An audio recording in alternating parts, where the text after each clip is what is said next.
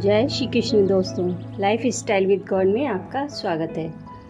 दोस्तों, यहाँ पर हम श्रीमद् भगवद गीता के तीसरे अध्याय का अध्ययन कर रहे हैं, जिसका नाम कर्मयोग है। आज हम 16वें श्लोक का अध्ययन करेंगे।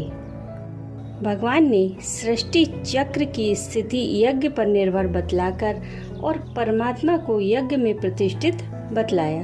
अब भगवान उस यज्ञ रूप स्वधर्म के पालन की अवश्य कर्तव्यता सिद्ध करने के लिए उस सृष्टि चक्र के अनुकूल ना चलने वाले की यानी अपना कर्तव्य ना पालन ना करने वाले की निंदा करते हैं। एवं प्रवर्तितम चक्रम नानुवर्तयति हयः अघायुरिन्द्रिया रामो मोघम पार्थ सजीविति। तीसरे अध्याय के 16वें श्लोक में भगवान श्री कृष्ण अर्जुन से कहते हैं कि हे पार्थ, जो पुरुष इस लोक में इस प्रकार परंपरा से प्रचलित सृष्टि चक्र के अनुकूल नहीं बरतता यानी अपने कर्तव्य का पालन नहीं करता, वह इंद्रियों के द्वारा भोगों में रमण करने वाला पापायु पुरुष व्यर्थ ही जीता है।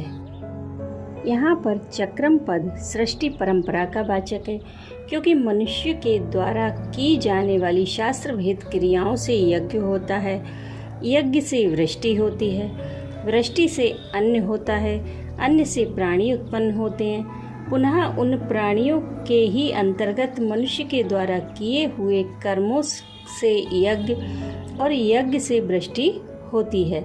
इस तरह यह परंपरा सृष्टि परंपरा सदा से चक्र की भांति चली आ रही है। यही भाव दिखलाने के लिए यहाँ चक्रम पद का प्रयोग किया गया है। अपने अपने वर्ण, आश्रम, स्वभाव और परिस्थिति के अनुसार जिस मनुष्य का जो स्वधर्म है, जिसके पालन करने का उस पर दायित्व है, उसके अनुसार उस कर्तव्य का सावधानी के साथ पालन करना ही उस चक्र के अनुसार चलना है। अतएव आसक्ति और कामना का त्याग करके केवल इस सृष्टि चक्र की सुव्यवस्था बनाए रखने के लिए ही जो योगी अपने कर्तव्य का अनुष्ठान करता है, जिससे किंचन मात्र भी अपने स्वार्थ का संबंध नहीं रहता, वह उस स्वधर्म रूप यज्ञ में प्रतिष्ठित परमेश्वर को प्राप्त हो जाता है। इस सृष्टि चक्र के अनुकूल ना बरतने वाले मनुष्य को इंद्रियाराम और अघायु कहकर भगवान ने उसके जीवन को व्यर्थ बतलाया है।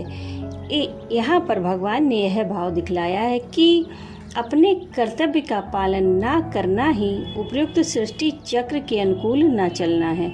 अपने कर्तव्य को भूलकर जो मनुष्य विषयों में आसक्त होकर निरंतर इंद्रियों के द्वारा भोगों में ही रमण करता है, जिस किसी प्रकार के भोगों के द्वारा इंद्रियों को तृप्त करना ही जिसका लक्ष्य बन जाता है, उसे इंद्रियाराम कहा गया है।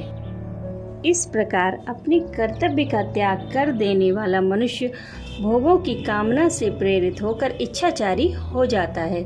अपने स्वार्थ में रत रहने के कारण वह दूसरों के हित अहित की कुछ भी परवाह नहीं करता, जिससे दूसरों पर बुरा प्रभाव पड़ता है और सृष्टि की व्यवस्था में विघ्न उपस्थित हो जाता है।